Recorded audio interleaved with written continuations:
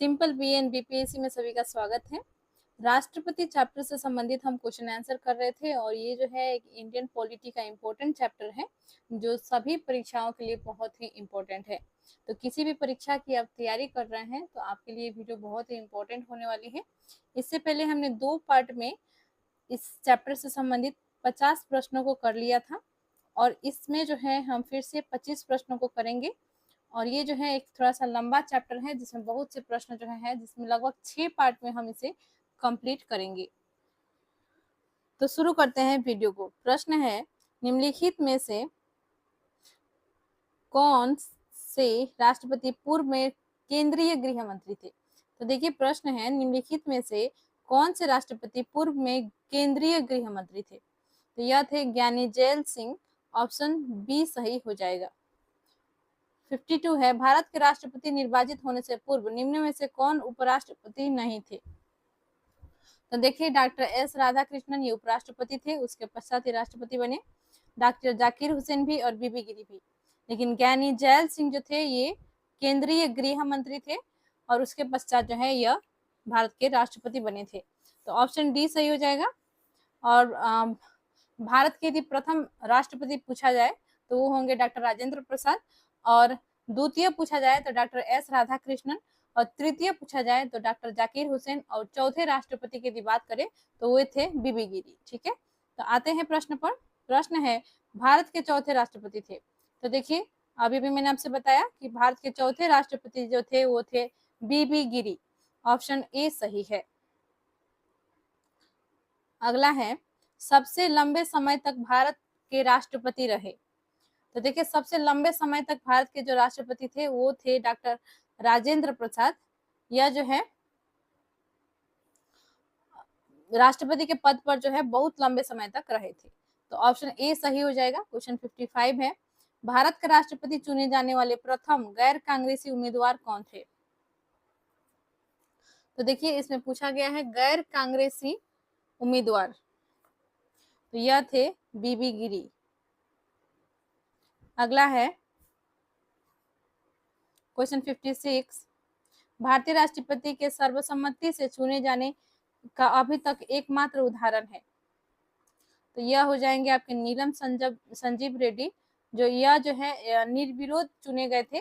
इनके जो है विरोध में कोई दूसरा राष्ट्रपति जो है पद के लिए नहीं खड़े हुए थे और निर्विरोध चुने जाने वाले प्रथम राष्ट्रपति थे नीलम संजीव रेड्डी। ऑप्शन डी सही हो जाएगा।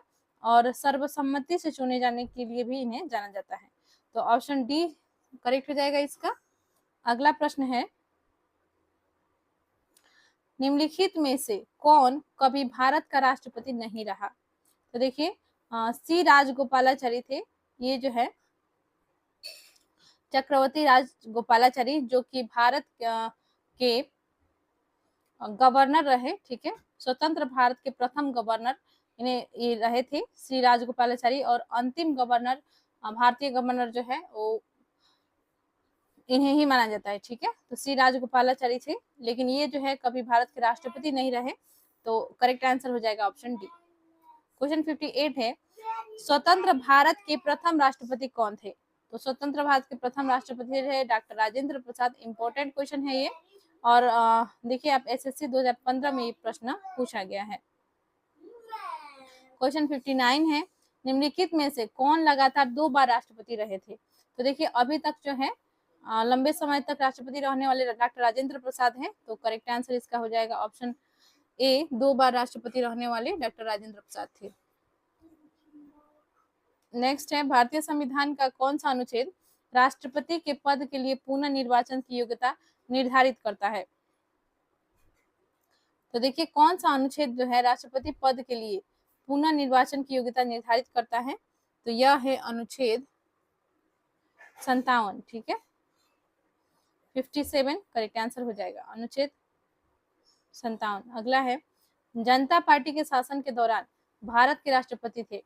तो देखिए 1977 में जो है जनता पार्टी शासन में आया था, और उस समय जो है भारत के राष्ट्रपति थे नीलम संजीव रेड्डी, अर्थात एन संजीव रेड्डी। ठीक है, इसमें एन संजीव रेड्डी दिया गया है, और ऐसे जो है फुल नेम इनका था नीलम संजीव रेड्डी, जो कि निर्विरोध चुने जाने वाला अर्थात सर्वसम्मति से चुने जाने वाले एकमात्र राष्ट्रपति थे। ऑप्शन बी सही हो जाएगा। अगला प्रश्न है, भारत के किस राष्ट्रपति की मृत्यु कार्यकाल पूरा करने से पूर्व ही हो गई थी? तो देखिए किस राष्ट्रपति की मृत्यु जो है कार्यकाल पूरा करने से पूर्व ही हो गई थी, तो यह थे डॉक्टर जाकिर हुसैन, जो कि भारत के तीसरे राष्ट्रपति थे और प्रथम जो है ये मुस्लिम राष्ट्रपति थे। ठीक है, भारत के प्रथम मुस्लिम राष्ट्रपति वो थे डॉक्टर जाकिर हुसैन और यदि क्रमवार देखा जाए तो ये जो है भारत के तीसरे राष्ट्रपति थे और इनका जो है कार्यकाल पूरा होने से पहले ही जो है इनकी मृत्यु हो गई थी। ऑप्शन सी राइट हो जाएगा। अगला है हमारा 63, भारतीय संघ के प्रतिरक्षा बलों का सर्वोच्च समादेश निम्नलिखित में से किस में निहित होता है? तो देखिए भारतीय संघ के प्रतिरक्षा बलों का सर्वोच्च समादेश जो है ये होती है राष्ट्रपति में। राष्ट्रपति जो है तीनों जल, थल और वायु जो प्रतिरक्षा बल है इनकी जो है यह प्रमुख होते हैं। ठीक है, तो करेक्ट आंसर इसका हो जाएगा ऑप्शन बी। नेक्स्ट है क्वेश्चन 64, निम्नलिखित में से भारत का राष्ट्रपति किसकी नियुक्ति नहीं करता है? तो देखिए किसकी नियुक्ति जो है ये नहीं करते हैं राष्ट्रपति, तो राज्यपाल की करते हैं, उपराष्ट्रपति का भी करते हैं और प्रधानमंत्री का भी करते हैं। ठीक है, माफ कीजिएगा, उपराष्ट्रपति का ये नहीं करते हैं, मुख्य निर्वाचन आयुक्त का करते हैं और प्रधानमंत्री का और राज्यपाल का। ठीक है, तो प्रधानमंत्री का यदि बात करें तो ये जो है जो मंत्रिमंडल होती है उन्हीं के सलाह पर जो है जो भी वो चुनते हैं, जिन्हें भी वो नियुक्त करना चाहते हैं बस इनको जो है नियुक्त करने का इनका जो है अधिकार है राष्ट्रपति को। और जो पार्टी जीता हुआ रहता है वो जो जिसे जो है वो प्रधानमंत्री बनाना चाहता है वो जो है पार्टी के जो अध्यक्ष होते हैं वो बताते हैं कि हम जो है इन्हें अपना जो है प्रधानमंत्री बनाना चाहते हैं, तो उन्हीं को जो है वो नियुक्त कर देते हैं राष्ट्रपति। ठीक है, तो क्योंकि वास्तविक जो है जो शासक होते हैं भारत में वो प्रधानमंत्री होते हैं और नामात्र का शासक जो है राष्ट्रपति को कहा जाता है। ठीक है, और जो कहा भी जाता है कि राष्ट्रपति का जो पद है वो ब्रिटेन के राजा के समान है। ठीक है, उनका जो ब्रिटेन के राजा के समान का जो पद है उसी समान जो है भारत के राष्ट्रपति के पद है। ठीक है, तो आते हैं प्रश्न पर। इसमें था कि राष्ट्रपति किसकी नियुक्ति नहीं करता है, तो यह जो है उपराष्ट्रपति का नियुक्ति नहीं करते हैं। ऑप्शन ए सही हो जाएगा। ठीक है, अगला प्रश्न है, निम्नलिखित में से किसकी नियुक्ति भारत का राष्ट्रपति करता है? तो देखिए भारत का राष्ट्रपति जो है किसकी नियुक्ति करते हैं, इसमें ऑप्शन है भारत का महान्यायवादी, नियंत्रक एवं महालेखा परीक्षक, एक राज्य का राज्यपाल। ठीक है, तो इसका जो है करेक्ट आंसर इसमें हो जाएगा उपरोक्त सभी। ऑप्शन डी सही हो जाएगा कि भारत का जो महान्यायवादी है अटॉर्नी जनरल और नियंत्रक एवं महालेखा परीक्षक, तो ये आपका हो जाएगा और किसी राज्य का राज्यपाल। ठीक है, तो तीनों का जो है नियुक्ति राष्ट्रपति ही करते हैं, तो इसमें उपरोक्त सभी राइट हो जाएगा। यूपीपीसीएस 2002 में ये प्रश्न पूछा गया था। नेक्स्ट है, केंद्रीय मंत्रिमंडल के मंत्रियों की नियुक्ति कौन करता है? तो केंद्रीय मंत्रिमंडल के मंत्रियों की नियुक्ति कौन करता है? तो यहाँ पे देखिए प्रधानमंत्री की सलाह पर राष्ट्रपति, प्रधानमंत्री या राष्ट्रपति। तो देखिए इसका जो है करेक्ट आंसर इसमें हो जाएगा प्रधानमंत्री की सलाह पर जो है राष्ट्रपति करते हैं केंद्रीय मंत्रिमंडल के मंत्रियों की नियुक्ति जो है राष्ट्रपति ही करते हैं, लेकिन प्रधानमंत्री के सलाह पर करते हैं। लगभग हर काम जो है राष्ट्रपति का जो कार्य होता है वो प्रधानमंत्री के सलाह पर वो करते हैं। ठीक है, ये याद रखेंगे। नेक्स्ट है, निम्नलिखित में से किसकी नियुक्ति भारत के राष्ट्रपति द्वारा नहीं होती है? तो देखिए इसमें हो जाएगा आपका लोकसभा अध्यक्ष, भारत के मुख्य न्यायाधीश, सेना प्रमुख। तो इसमें जो है लोकसभा अध्यक्ष का जो है नियुक्ति जो है वो भारत के राष्ट्रपति द्वारा नहीं किया जाता है, तो ऑप्शन ए इसमें सही हो जाएगा, लोकसभा अध्यक्ष।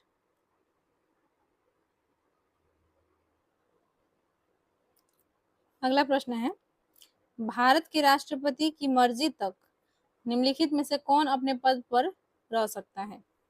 तो देखिए ये होते हैं राज्यपाल जो कि राष्ट्रपति के प्रसाद पर्यंत रहते हैं, ठीक है।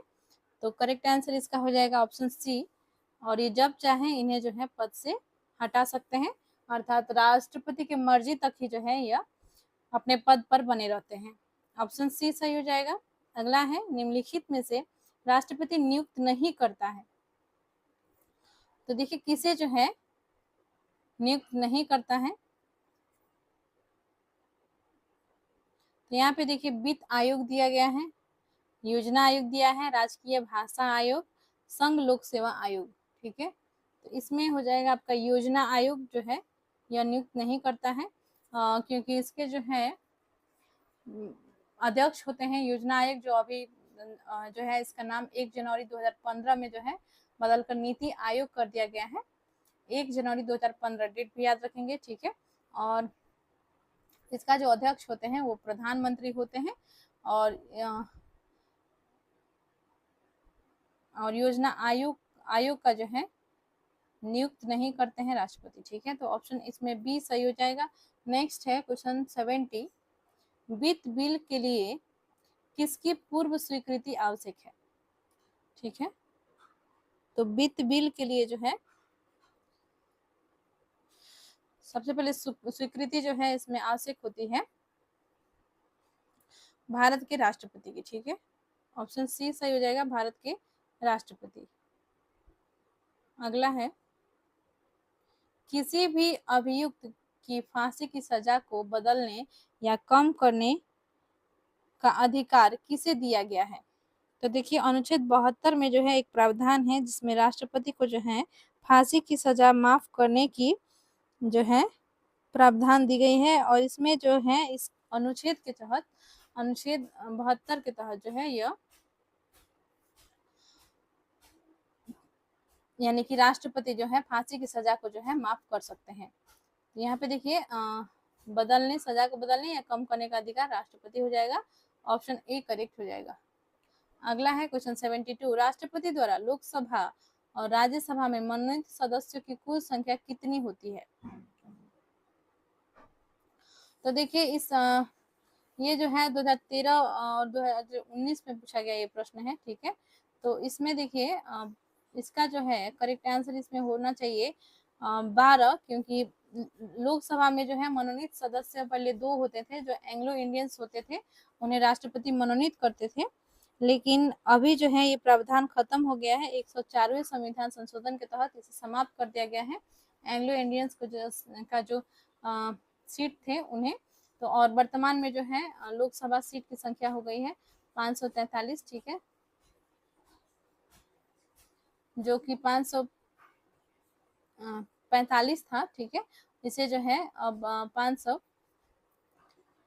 543 हो गया है, क्योंकि 2 एंग्लो इंडियंस की सीट जो है हट गए हैं, ठीक है। तो और राज्यसभा की यदि बात करें तो राज्यसभा में जो है मनोनीत सदस्यों की संख्या 12 होती है, तो इसका करेक्ट आंसर इसमें 12 ही होगा, ठीक है। तो ऑप्शन डी सही हो जाएगा। अगला प्रश्न देखते हैं, भारत के राष्ट्रपति को यह अधिकार प्राप्त नहीं है कि वह देखिए क्षमा प्रदान करें, उन्हें क्षमा प्रदान करने का अधिकार है, न्यायालय के न्यायाधीश को हटाएं, ये उनको अधिकार नहीं है। आपातकाल की घोषणा करें, उन्हें जो है आपातकाल की घोषणा करने का अधिकार दिया गया है। अध्यादेश जारी करें, अनुच्छेद 123 के तहत वो अध्यादेश जारी कर सकते हैं, तो यह भी अधिकार उन्हें दिया गया है। लेकिन न्यायालय के न्यायाधीश को हटाने की जो है उनमें उन्हें कोई शक्ति प्राप्त नहीं है, तो ऑप्शन बी सही हो जाएगा, ठीक है। नेक्स्ट है क्वेश्चन 74, किसी विधि के प्रश्न पर सर्वोच्च न्यायालय से परामर्श लेने का अधिकार किसको है? तो देखिए कोई विधि है जिसमें जो है राष्ट्रपति फैसला नहीं ले पा रहे हैं, तो इससे संबंधित परामर्श अर्थात सलाह जो है वो ले सकते हैं सर्वोच्च न्यायालय से। तो करेक्ट आंसर इसका हो जाएगा, राष्ट्रपति को अधिकार है सर्वोच्च न्यायालय से परामर्श लेने के लिए, ठीक है। और अनुच्छेद 143 के तहत 143 के तहत ये जो है दिया गया है कि राष्ट्रपति जो है सर्वोच्च न्यायालय के मुख्य न्यायाधीश से जो है सर्वोच्च न्यायालय से जो है वो सलाह मांग सकते हैं। और इसमें ये भी है कि सर्वोच्च न्यायालय जो है सलाह देने के लिए बाध्य नहीं है, वो चाहे तो सलाह दे सकते हैं, नहीं चाहे तो नहीं भी दे सकते हैं, ठीक है। तो ऐसा प्रावधान किया गया है, तो इसका सही हो जाएगा ऑप्शन बी। नेक्स्ट है 75, भारतीय संविधान का कौन सा अनुच्छेद राष्ट्रपति को उच्चतम न्यायालय से परामर्श करने की शक्ति प्रदान करता है? तो देखिए ये हो जाएगा अनुच्छेद 143, जो हमने अभी अभी डिस्कस किया इसके बारे में, कि राष्ट्रपति जो है उच्चतम न्यायालय से किसी भी विधि के लिए जो है परामर्श ले सकते हैं, और ये जो है शक्ति प्रदान किया गया है अनुच्छेद 143 में। तो ऑप्शन इसमें सी सही हो जाएगा। और हमने 25 प्रश्नों को इस वीडियो में कंप्लीट कर लिया है। नेक्स्ट वीडियो में हम फिर से 25 प्रश्नों को लेकर आएंगे। तो मिलते हैं नेक्स्ट वीडियो में। चैनल को अभी तक आपने सब्सक्राइब नहीं किया तो प्लीज सब्सक्राइब कर ले। और यदि आप पिछले वीडियोज को देखना चाहते हैं तो Lucent MCQ for all exam नामक एक प्लेलिस्ट बना हुआ है चैनल पर, जिसमें हमने पिछले वीडियोज को अपलोड कर दिया है। पॉलिटी से संबंधित और हिस्ट्री से संबंधित भी जो है सभी वीडियोज उसी प्लेलिस्ट में अवेलेबल है। हिस्ट्री के हमने एंशिएंट, मेडिवल और मॉडर्न तीनों पार्ट को कंप्लीट कर लिया है और Lucent MCQ for all exam नामक प्लेलिस्ट में अपलोड कर दिए हैं। उन वीडियोस को भी जरूर देख लें। तो मिलते हैं नेक्स्ट वीडियो में। शेयर कर दे वीडियो को, कमेंट जरूर करें, लाइक करें, और नहीं किए हैं सब्सक्राइब चैनल को तो सब्सक्राइब कर लें। धन्यवाद।